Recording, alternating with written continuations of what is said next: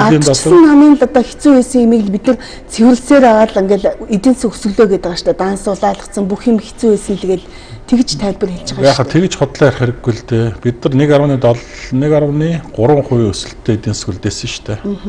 Тэгээ 1.3% өсөлттэй эдийн засгийг өнөөдөр 5.3% хүргэсэн. За энэ бол Эрдэнэтийн засгийн газар ямар нэгэн бүтээн байгуулалт баялаг бүтээгээд бий болгох зөвсөл биш энэ бол. Гадаад зах зээл дээр одоо жишээ нь уул уурхай ашигтнуултмлын одоо бүтээгдэхүүний өн өссөн тийм ээ.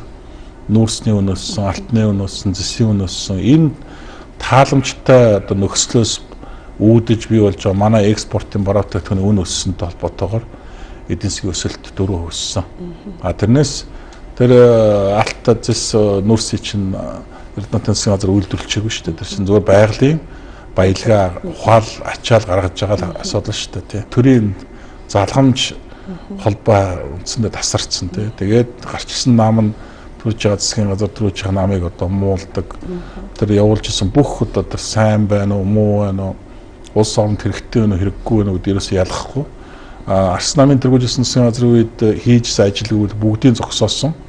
Энэ нь өөрөө эргээд эдийн засгт маш их сөрөг үзүүлэлтүүдийг авцарлаа шүү дээ. Тэгээд наад зах нь гэхэд л одоо зүгээр бэ зэрэгэлд байсан зээлж зэрэглэлийг сангийн сайд нь гарч ирээд одоо улс орны эдийн засаг хүнд байна одоо бараг дефолт болох гэж зарлаа л тийм ээ.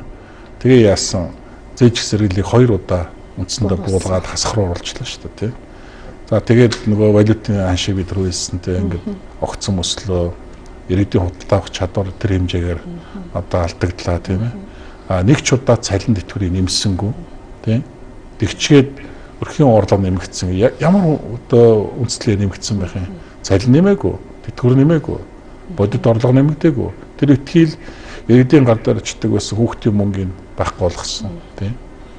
Тэгээ одоо оюутнуудын гар дээр очдог байсан 70 мянган байхгүй болгосон гэдэг ингээд бодит орлого нь харин буурсан одоо буурах үзүүлэлтийг одоо гаргасан тийм л үйлдэлүүд хийсэн шүү дээ. Тэрнээс биш өрхийн орлого нэмэгдэх ямар ч бодит үзүүлэлт хийгээгүй. Тэгэд хамгийн сүүлийн статистик судалгаагаар бол өрхийн орлого эрс буурсан, ядуурл нэмэгдсэн тийм ажилгүйд нэмэгдсэн үзүүлэлтүүд гарч байгаа шүү дээ. Тэгэхээр эн чинь юу харуулж байгаа гэхээр энэ бол одоо шинэ одоо сая үйл ажиллагаа явуулсан огцорсон засгийн газрын явуулж исэн үйл ажиллагаа бол хуулийн буруу байж байгаа гэдгийг харуулж байгаа.